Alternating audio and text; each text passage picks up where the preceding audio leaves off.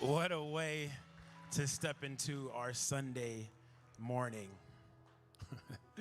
Even if everything I know is taken away, I won't lose hope. Just give me Jesus. Yes, if you need to, you can go ahead and take your seats. We're so glad to be with you this morning. And if you happen to be new or it's just your first time, you can scan the barcode on the back of the seat in front of you. That'll just help you get connected with everything we have going on here at Ascent, our circles, our groups, our community impact opportunities, all of those things if you want to step in and be even more a part of our Ascent family. As a church that strives to exist for the good of the city, we want to step into this year's Black History Month as it's right around the corner. We want to step into celebrating stories because we actually believe that the human story, whether individual or collective, it's a part of God's greater story.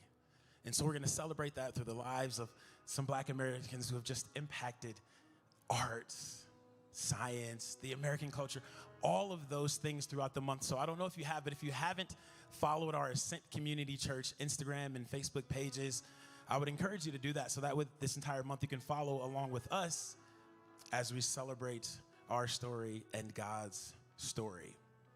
And in a couple of weeks, we're going to actually have our book drive, and we'd love for you to partner with us in buying books for just some of our local area schools so that we can help include more storytelling, a little bit of diversity, more representation just in the classroom, because there's something special that happens for a child when they get a chance to see themselves represented and reflected in some of the things that they hear, see, and read. So there'll be more coming once we get more specifics around how we can best help the schools, but please keep an eye out for that. We're gonna love to have you participate as we step into that for the good of the city. And man, let me wrap us up for a second real quick here. If you have not had a chance to participate or come see one of our gospel worship nights, if you haven't done it, find someone who has and ask them about it because it's special. I mean, goodness, thinking of my own words, I don't know what I could put around it, but I imagine the phrase, a little slice of heaven is probably close. I mean, what an opportunity to come together as a community and celebrate what God has done, is doing, and will do in the future with artists from all over. Obviously, a lovely, lovely band right here that you get to see every week. We're going to be amping it up, going a little bit crazy for the kingdom, of course. But you will want to be here, and we can't wait to see you. It's on February 23rd, right, in this building. There'll be more info to come, but please be here for that. And as I think about worship night, actually it reminds me of a story, What's up? Oh, sorry, Quincy. Did I interrupt you?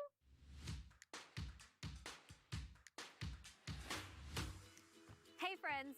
As you can see, construction has begun, which is perfect timing for what I want to talk to you about today. Did you know that you are holding something super powerful inside of you? Something so powerful that you can actually build things up, or you can tear them down.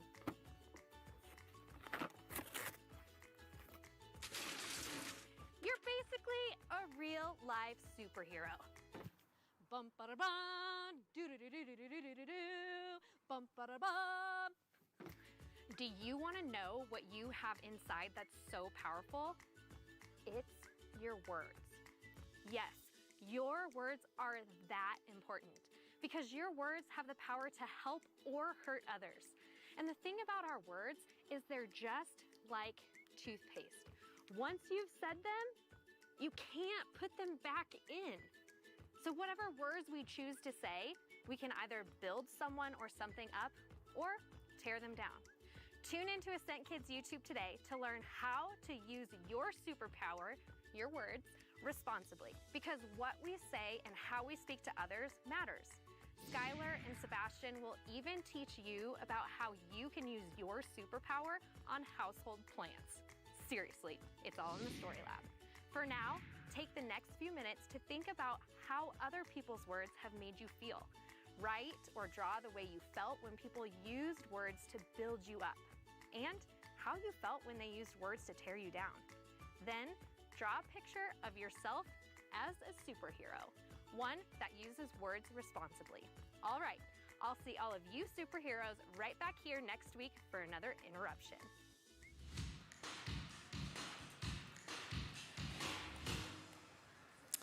Kaylee is anything but an interruption. She is a welcomed invitation, and I was wondering why Kaylee smelled like toothpaste, and now I know why. Like I see her put all that AIM. Who uses AIM toothpaste anymore? Is that a thing? Anybody in the room? One in the back. We got one. Steve Lenderman uses AIM toothpaste. I didn't even know it was still on the planet, but here we are, Steve. So it's good to be with you this morning. My name is John. I am the discipleship pastor here, which means that I get to invite you into that relentless pursuit of what it means to become more and more the person that God created you to be. That you get to be more and more the fullness, the expression of why you were created and why you're on the planet. I am delighted to be here, and as always, my intention is to help you move one step closer to your healing and your freedom. So I'm going to give us something to chew on this morning, so you're going to have to stay with me if you can for the next 20 minutes, and then we're going to partake of communion together. But we're in this journey where we're learning through the concept of paradox.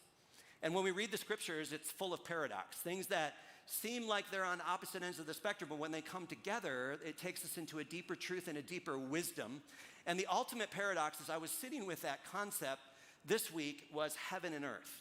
God's domain, our domain as people, what happens when the two collide? What's on the other side of it?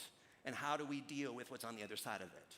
As some of you know, I'm a big advocate of the Bible Project and Tim Mackey, all things Tim Mackey. I love Tim Mackey.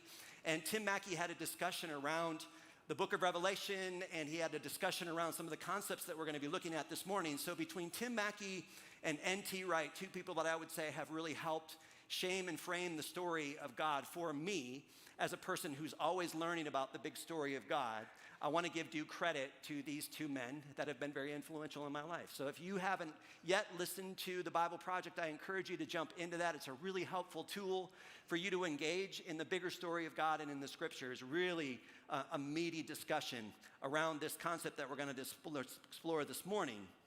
But the question that Tim asked, and this really got me thinking, was there's a statement that we use inside faith communities quite often. We talk about things being made new. And in the book of Revelation, there's an expression where it says, "Behold, I am making all things new." And in the Tim's discussion, he had mentioned, like, how do we actually hear that, though? Do we read that with an assumption? Do we read that through a particular lens? And then what happens is that many times he suspects, and I wonder the same question, is as we read, "Behold, I am making all new things," do we say, "I'm making all new things," as opposed to God making all things new? And is there a difference? Does it matter? Because sometimes the story is God's going to destroy this earth that we live on and start over, and that this earth is going to disappear. Or is the story that's embedded in the bigger story of God that God's going to renew this and make a new heaven and a new earth? And what does that mean? And so much of that discussion is centered in the last book of the Bible called the book of Revelation. So we're going to talk a little bit about the book of Revelation because I think it's centered in that book. And some people are absolutely fascinated by the book of Revelation. Some people are terrified by the book of Revelation. Some people are like, "I've had so many bad experiences with the book of Revelation, I don't even want to talk about it." But first and foremost, I want to say, never add an S to the end of Revelation. And so what happens many times is we say the book of Revelations. It is the book of Revelation. It's one revelation about Jesus Christ. And if we add the S, then that takes us off on a different path. And many times we start breaking codes and we think, oh, the book of Revelations is about a series of revelations, different revelations. So it can really alter the way that we interact with this beautiful letter. So I want to give us some things to hold on to as we move through the concept of "Behold, I am making all things new," or "Behold, I am making all new things." First of all, the book of Revelation is a letter. It's a strange letter, yes, but it is a letter written to 7 faith communities in Asia Minor. These are all Jewish people hearing something through a Jewish lens. So it's really important for us to understand this letter was not written to us Americans. We Americans like to think that we're the center of the universe. But this was written to a specific group of people during a specific group in history at a point in time. Second thing, John is a pastor. and he's writing as a pastor. He loves these people, and because he's a pastor, he's writing about something happening in the moment to equip them to move through something that's very difficult. So again, it's written by a specific person to a specific group of people at a specific point in history in order to deal with their current situation. Thirdly, this letter is also a prophecy.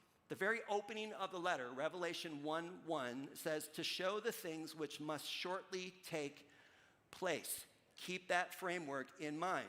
Calling this a letter, calling this a prophecy, means that God is now revealing something that is going to require a response from the people getting the letter. These people are facing great pressure to give their allegiance to Caesar and to the Roman way of life. Imagine being part of a nation where there's like an undercurrent, where we have to give allegiance to politics, we have to give allegiance to a government, we have to give our allegiance to a particular way of life that might even be anti-Jesus.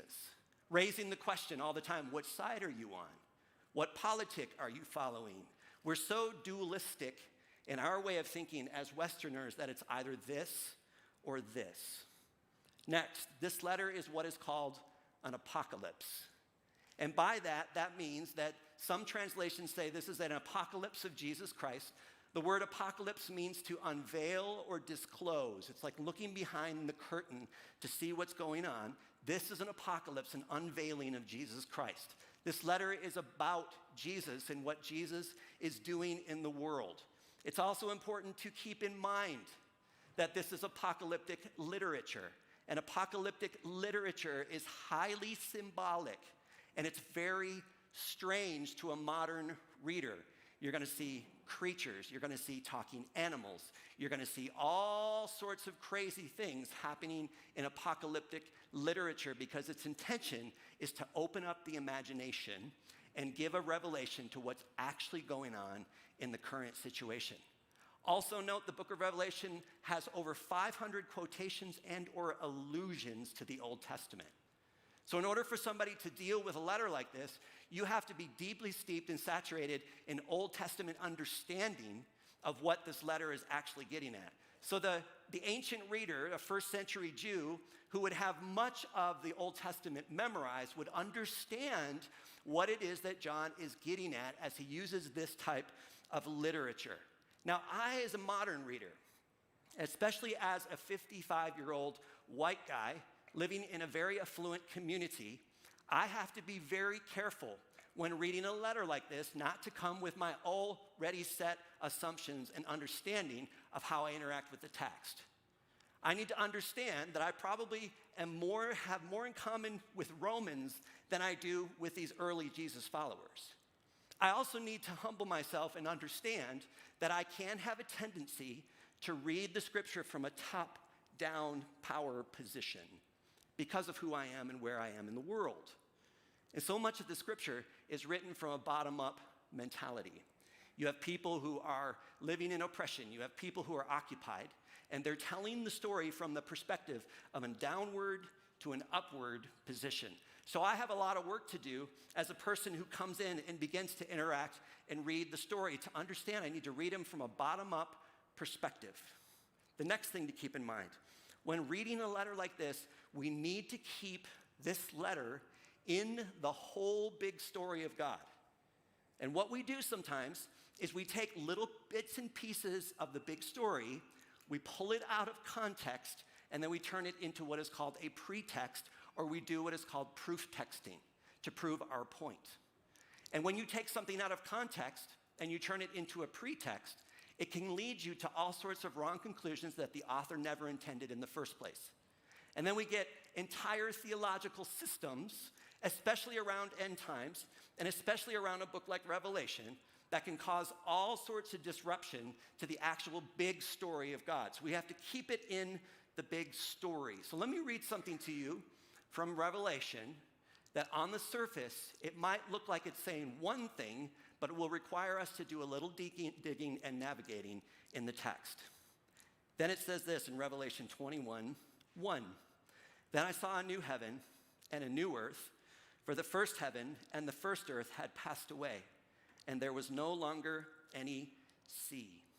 Now, first and foremost, as you're reading this language, first heaven, first earth, creation, that takes you all the way back to the beginning of the story in Genesis chapter 1. In Genesis chapter 1, we see God created the heavens and the earth. So this is the first creation. And the story goes that God is hovering over chaos. There's water, there's chaos. It's just a big blob of nothingness. God comes over this formless void, and it says there are no boundaries. It's just kind of out there floating. And God begins to bring order into the chaos. And he gives boundaries. He creates meaning. He creates humanity. He's starting to give order and shape and form to this formless blob. And then God, in God's infinite wisdom, calls this the first creation story. Now, keep in mind, it's important to understand, especially as modern readers, that we can't take our modern ideas and insert them into the ancient text. These ancient readers, these people, had what I would call a three-tiered view of reality. They had the heavens, and the heavens are where the gods live. It's where God dwells up there in the sky somewhere. There was no way for them to navigate or understand what's up there. And then you have the earth. This is where humanity lives and humanity dwells. And then you have the underworld. And the underworld is unknown. It's below the sea. It's in caves. It's where chaos exists. It's where evil is present. So you have the heavens, the earth, and the underworld. And yet God's very first image of creation is he comes into a formless void, gives shape, creates something beautiful, creates order in creation and humanity.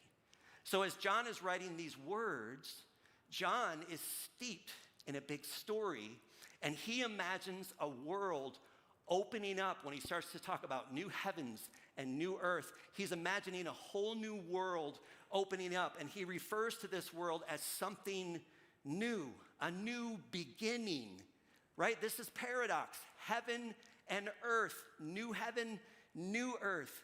What happens when the first created thing combines with heaven? What comes out of that is the big question that is perplexing sometimes to people, especially as modern people. And according to the New Testament writers, over and over again, this new world, heaven and earth coming together, is going to be permeated by God's love, peace, and harmony. There's something coming. So, when Jesus breaks into this world and he comes down from the heavens to the earth, we see Jesus getting baptized. And as Jesus comes out of the chaos, out of the waters, this is God's way of saying what?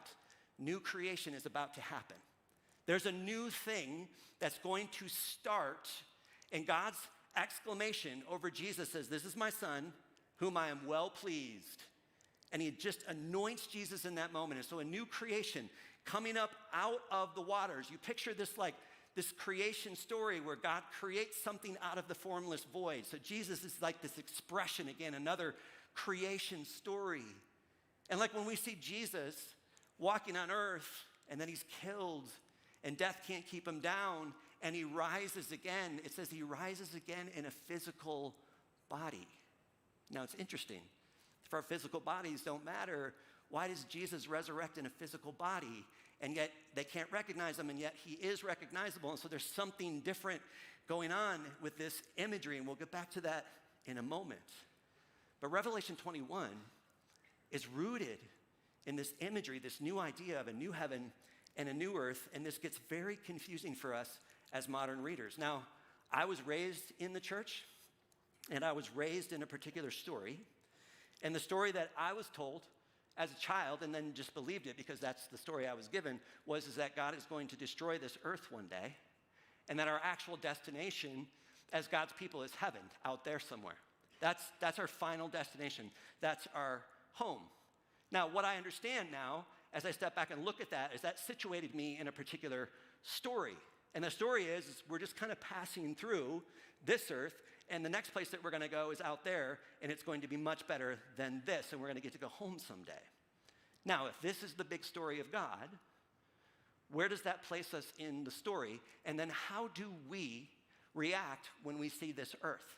How does it affect the way in which I engage with the planet? How does it affect the way in which I engage with relationships? If that's the story. I wonder.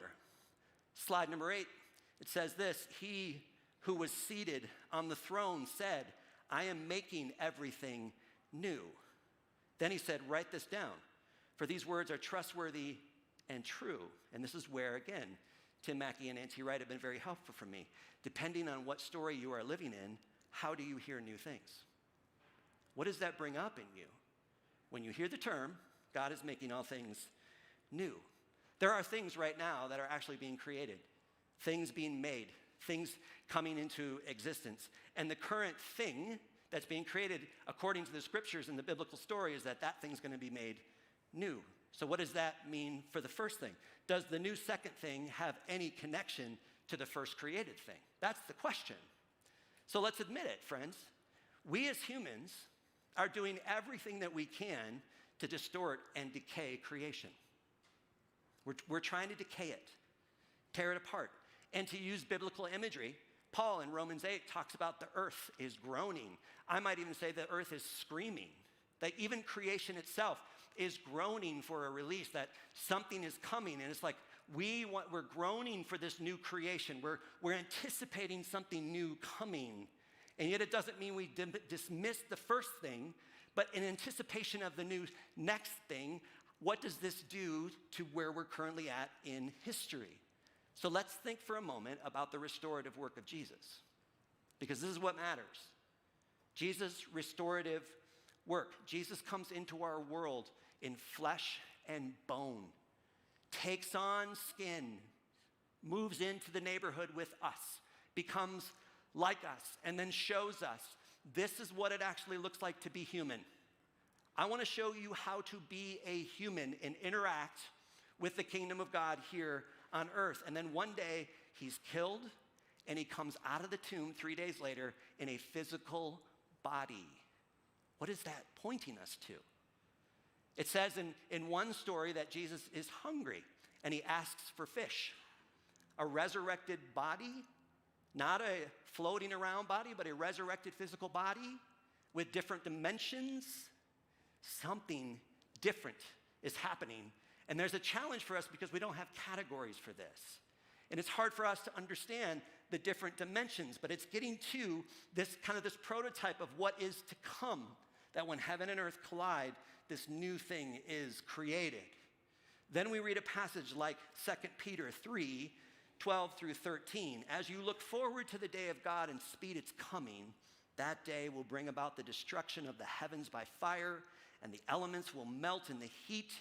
But in keeping with his promise, we are looking forward to a new heaven and a new earth where righteousness dwells. And then we go back to Revelation 21. Then I saw a new sky, a new heaven, and a new earth. For the former sky, the former heaven, and the former earth had passed away, and there no longer existed any sea. Now, as a modern reader, how am I supposed to understand that? How do I interact with that text? Because you read that on the surface and it looks like there's only one option. Understanding what's happening here, though, these writers are using Greek language, and the Greek language that's being used for new here, there's two different words that you can use for new. There's neo, new, and kainos, new. Now, neo, new is like the character in The Matrix, Neo, new kind of human. Neo is new in time. New in time is not kainos new, but new in time is this thing is brand new. New home, new car, new sweater, new clothing. So our current home that my wife and I lived in was built in 1890. If you throw up that first one, Bree, that first picture of our house, this house was built in 1890. It was an old miner's home in Louisville. And that picture is actually from 1940. So between 1890 and 1940, some work had been done on the house. There's a front porch over there to the left that's still there today, that's enclosed with glass. The little the pre-warm-up room where you throw your boots in there in your snow and you come into your house. But that's our home in 1940. And that house was built in 1890, and today that house is 134 years old. In 1890, it was neo-new. In 1940, it is kainos new. That's our house today. Now, if you know where that house is, I'm not giving you permission just to stop by and come knock on my door. But that's the home that we currently live in. It's a cute little house. It's beautiful, covered with trees. But over time, it has evolved, but it's still a renewed home. It's not a brand new home. So it's kainos new. 134 years old, the house is still standing, and now you got these two humans living in it from California. Kainos is the word that John is using in Revelation 21, and kainos means renewal or quality. Kainos. And what I find so fascinating about the word kainos is that this is the same word that Paul uses to describe us as human beings when we make a conscious decision to follow Jesus. When we're confronted with the living God, Jesus, and he says, come, follow me. I'll show you what it means to be human and to bring heaven to earth. Follow me. And we say yes. Paul says, you are now a kainos creation. We are kainos creations. That means we're in the midst of becoming something beautiful.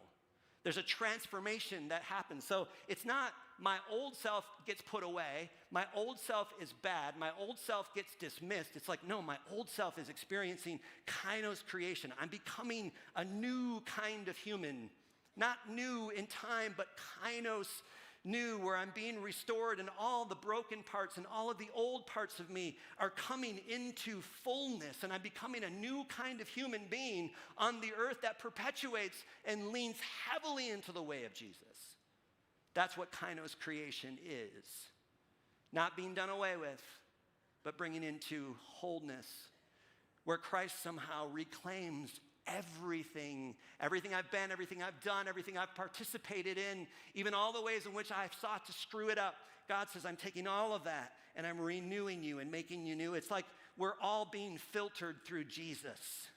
The heavens, the earth, we as kainos creations, it's going through that filtration process. And what's on the other side of that is new creation, kainos creation. We're all being filtered and created in the image and likeness of Jesus. And so our current reality that we're living in now, if you think about our current reality, doesn't feel new, because our current reality where we exist right now is very much based in transactionalism. Everything is a transaction. We're in competition with everything and everyone. The systems that we're in, it's about winning and losing, up and down, who's in, who's out. It's very dualistic. So our current reality is very much rooted in this transactional approach to life, where it's about who's on top and who's on bottom and identifying the people who are in and who are out. And then Jesus comes crashing into our reality, and what did he say? The kingdom of heaven is here. Things are about to change and shift. And then every time he talked about the kingdom of heaven, he proclaimed it, and then he demonstrated it, and people were set free, and demonic oppression was set free, and people were loosed, and chains were broken, and now people are coming into freedom and hope.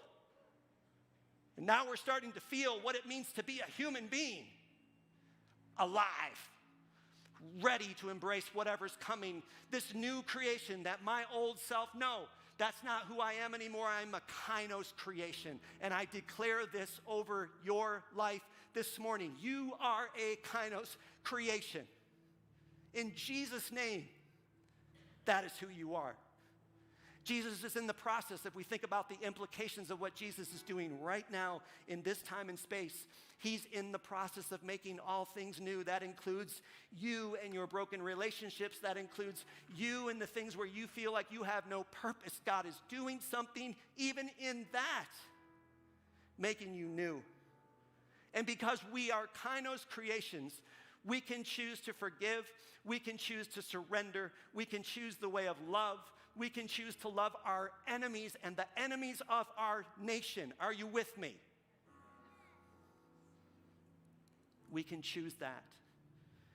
We are new creations. So maybe it's time for all of us in the room to step fully into that. And that's why I love that we're ending with communion on this journey this morning, because communion is the ultimate expression of God meeting us here on earth. It's Jesus' blood, it's Jesus' body broken for us so that we can come into a life-giving relationship with Jesus. And if you have not said yes to Jesus yet, I want to offer the invitation for you this morning to say, I'm in, and I want to follow Jesus. I want to be this new human that loves, that accepts, that is generous, that is kind, and that we choose kind over being right, and that we don't have to win for God's sake, but that we are new creations, new kainos creations. So there are 6 stations around the room. There's 3 in back, 3 in front. And when you're ready, I invite you to come and receive the good gift of God's grace. And guess what? No strings attached to this gift. There's no dangling bits of transactionalism. It's free. It's for you to come and receive. And maybe this will be the first time for you where you come and you're like, this is the first time that I'm stepping into this new reality of becoming a Christ follower. I invite you to follow Jesus this morning because you will be in for the adventure of your life. So when you're ready, come forth and receive the good news of God's grace. Thank you, Jesus.